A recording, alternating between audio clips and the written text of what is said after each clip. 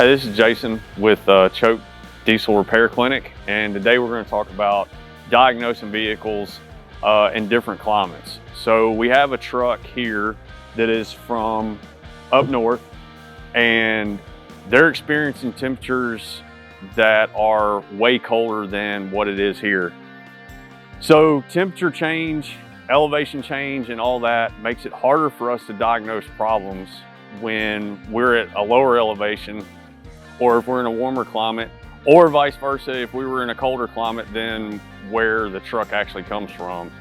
But what we have, so we got a 6.0 here, and the truck has an excessive amount of hazing coming from the truck in cold conditions. And when I say cold conditions, I'm talking about 20 and 30 degrees.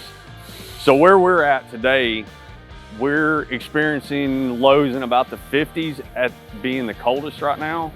And of course, the truck's not giving us any kind of hazing problems at all. We've done compression checks. We've done check the amperage draw on glow plugs.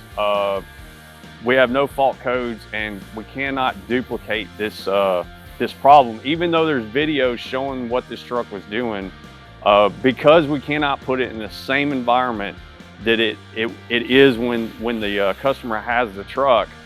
It makes it a huge challenge trying to diagnose the problem and fix it. So we're kind of at a point now to where we're either going to have to send the truck back to him and get the truck back when it's colder, or he ends up leaving it with us long enough that we get temperatures down low enough that we can make the truck cause the same problems that he's having and get down to the bottom of it. And we just don't like throwing parts at trucks. If we can't get a definitive answer on something and can't actually see something on data, then we'll kind of hold off on just throwing parts at it, because at the end of the day, it's just going to cost the customer a whole lot of money. It's going to be a headache for the customer. It's going to be a headache for the shop, and we may or may not get to the bottom of the issue.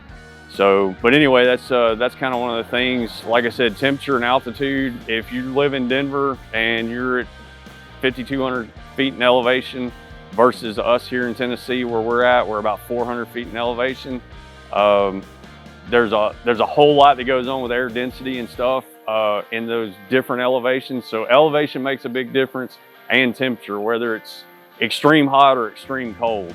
But anyway, thanks for watching, and see you next time.